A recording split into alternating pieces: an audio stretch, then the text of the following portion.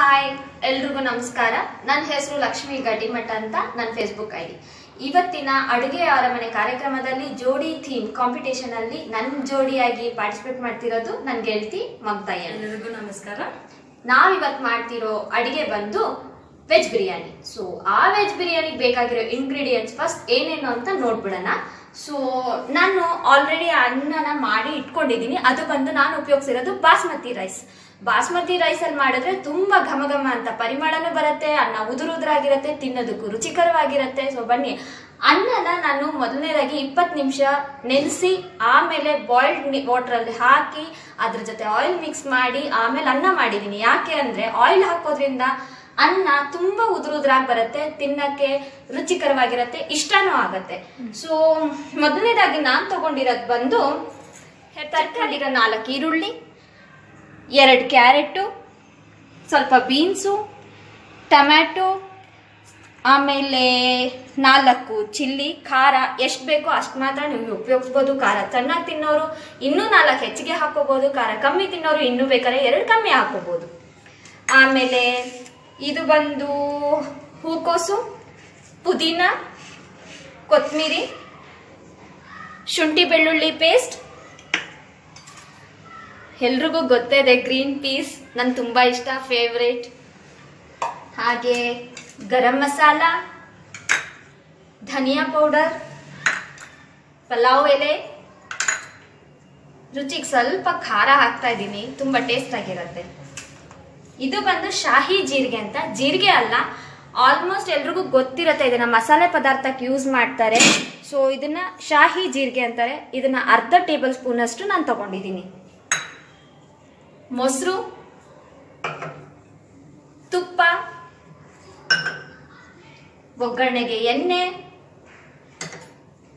ರುಚಿಗೆ ಉಪ್ಪು. ವೆಜ್ ಬಿರಿಯಾನಿಗೆ ಬೇಕಾಗಿರೋ ಇಂಗ್ರೀಡಿಯೆಂಟ್ಸ್ ಏನೇನು ಅಂತ ಎಲ್ಲರೂ ನೋಡಿದ್ರಿ. ಬನ್ನಿ ಈಗ ವೆಜ್ ಬಿರಿಯಾನಿನ ನೋಡೋಣ. ಕೊಂಡಿದ್ದೀನಿ 4 ಟೇಬಲ್ ಸ್ಪೂನ್. ಸೊ ಮೊದಲನೇದಾಗಿ ಇಲ್ಲಿ ನಾನು ಆಯಿಲ್ ಹೀಟ್ ಆಗಿದೆ. ಸೊ ಮೊದಲನೇದಾಗಿ ನಾನು ಚಕ್ಕೆಯನ್ನ ಹಾಕ್ತಾ ಇದ್ದೀನಿ. ಚಕ್ಕೆ ಮತ್ತೆ ಲವಂಗ ಹಾಕ್ತಾ. 4 ಲವಂಗ ತಗೊಂಡ್ರು ಸಾಕು. ನಿಮ್ಗೆ ಎಷ್ಟು ಬೇಕಾಗುತ್ತೋ, ನೀವು ಎಷ್ಟು ಬಳಸ್ತಿರೋ ಮನೆಯಲ್ಲಿ, ಸೊ ಅಷ್ಟು ಹಾಕಿದ್ರು ಆಗತ್ತೆ. ಸ್ವಲ್ಪ ಗೋಲ್ಡನ್ ಫ್ರೈ ಬರೋವರೆಗೂ ಹುರಿಬೇಕಾಗತ್ತೆ. ಹಾಗೆ ಪಲಾವ್ ಎಲೆಯನ್ನ ಹಾಕ್ತಾ ಇದ್ದೀನಿ.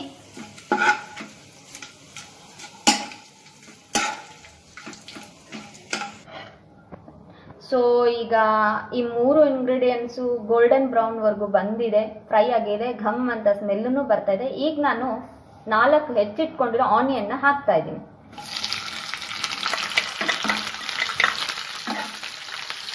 ಅದು ಸಹ ಗೋಲ್ಡನ್ ಕಲರ್ ಬ್ರೌನ್ ಬರೋವರೆಗೂ ಸ್ವಲ್ಪ ಬೇಯಬೇಕು ಎಣ್ಣೆಯಲ್ಲಿ.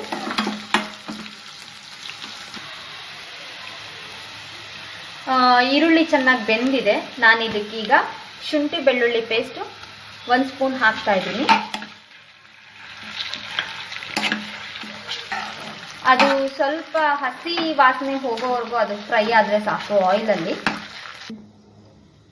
ಸೊ ಈಗ ಶುಂಠಿ ಬೆಳ್ಳುಳ್ಳಿ ಹಸಿ ವಾಸನೆ ಹೋಗಿದೆ. ನಾನು ಇದಕ್ಕೆ ಟೊಮೆಟೊನ ಆ್ಯಡ್ ಮಾಡ್ತಾ ಇದ್ದೀನಿ.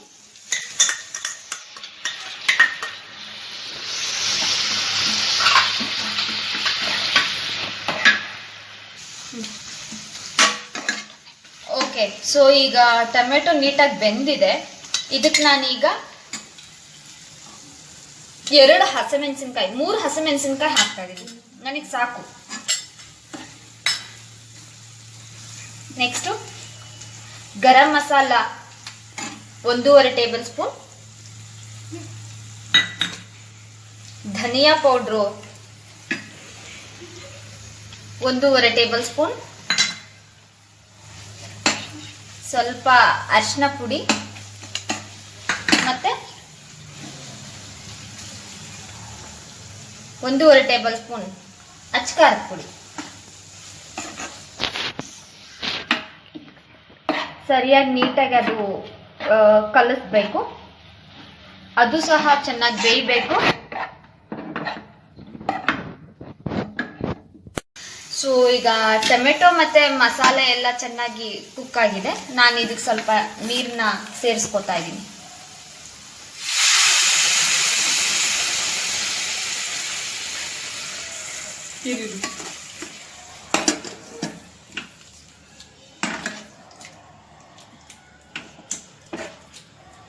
ಸೊ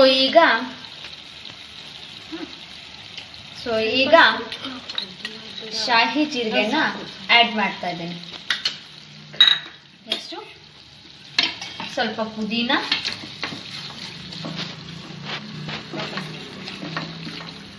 ಮತ್ತೆ ತರಕಾರಿ ಎಲ್ಲನೂ ನಾನೀಗ ಸೇರಿಸ್ತಾ ಇದ್ದೀನಿ.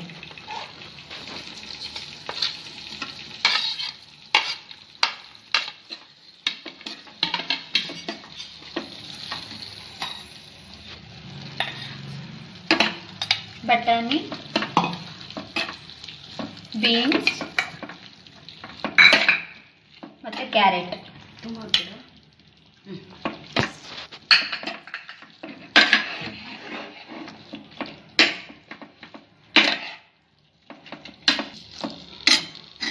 ನೀರು ಕಮ್ಮಿ ಆಗಿರೋದ್ರಿಂದ ನಾನು ಸ್ವಲ್ಪ ಇದಕ್ಕೆ ನೀರನ್ನು ಆ್ಯಡ್ ಮಾಡ್ಕೋತಾ ಇದ್ದೀನಿ.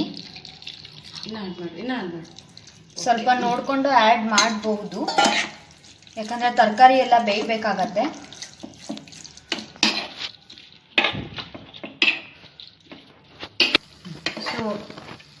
ಸೊ ತರಕಾರಿ ಈಗ ಎಲ್ಲ ಬೆಂದಿದೆ. ನಾನು ಅದಕ್ಕೆ ಕರ್ಡ್ನ ಆ್ಯಡ್ ಮಾಡ್ತಾ ಇದ್ದೀನಿ. 4 ಟೇಬಲ್ ಸ್ಪೂನ್ ಅಷ್ಟು ನಾನು ಆ್ಯಡ್ ಮಾಡ್ತಾ ಇದ್ದೀನಿ.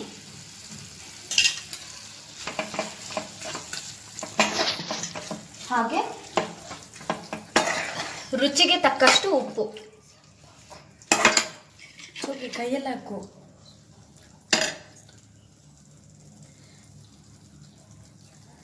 ಓಕೆ.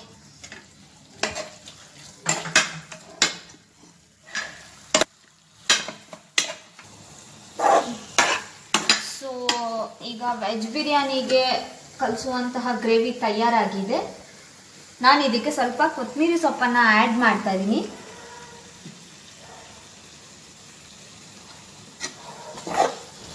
ಇದನ್ನ ನೀವು 3 ದಿನದಿಂದ 4 ದಿನದವರೆಗೂ ಫ್ರಿಡ್ಜಲ್ಲಿ ಇಟ್ಕೊಂಡು ಬೇಕಾದ್ರೆ ಯೂಸ್ ಮಾಡ್ಕೋಬಹುದು. ಅನ್ನಕ್ಕೆ ಕಲಿಸ್ಕೊಂಡು ತುಂಬಾ ರುಚಿಯಾಗಿರತ್ತೆ, ಕೆಡೋದಿಲ್ಲ.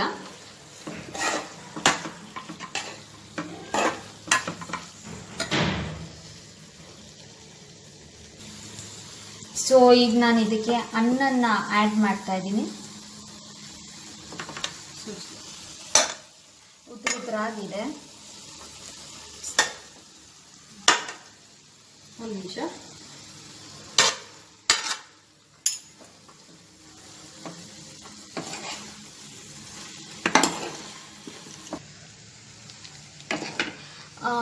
ಈಗ ಬಿರಿಯಾನಿ ರೆಡಿ ಇದೆ. ವೆಜ್ ಬಿರಿಯಾನಿ ಘಮ ಘಮ ಅಂತ ವಾಸನೆ ಬರ್ತಾ ಇದೆ. ನಾನು ಇದಕ್ಕೆ ರುಚಿಗೆ ಅಂತ ಒಂದು 3 ಸ್ಪೂನು ತುಪ್ಪನ ಆ್ಯಡ್ ಮಾಡ್ತಾ ಇದ್ದೀನಿ.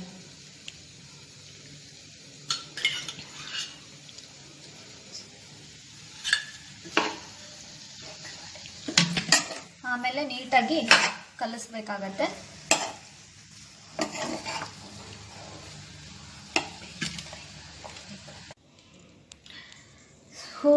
ಘಮ ಘಮಾದ ರುಚಿಕರವಾದ ವೆಜ್ ಬಿರಿಯಾನಿ ತಯಾರಾಗಿದೆ. ಅದಕ್ಕೆ ನಾವು ರಾಯ್ತಾನು ಸಹ ರೆಡಿ ಮಾಡ್ಕೊಂಡಿದೀವಿ.